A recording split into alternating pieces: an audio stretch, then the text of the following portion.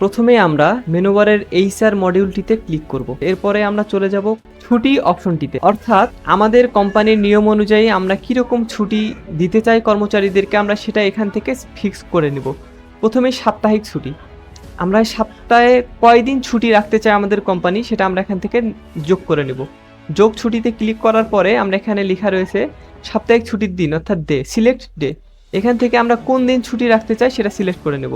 উদাহরণ, যদি শুক্রবার আমরা ছুটি দিতে চাই, এখান থেকে শুক্রবার সিলেক্ট করার পরে অ্যাড হলিডেতে ক্লিক করব।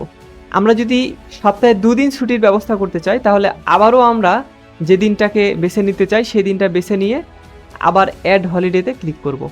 অর্থাৎ আমরা এখানে শুক্র শনি 2 দিন সাপ্তাহিক ছুটি রেখেছি।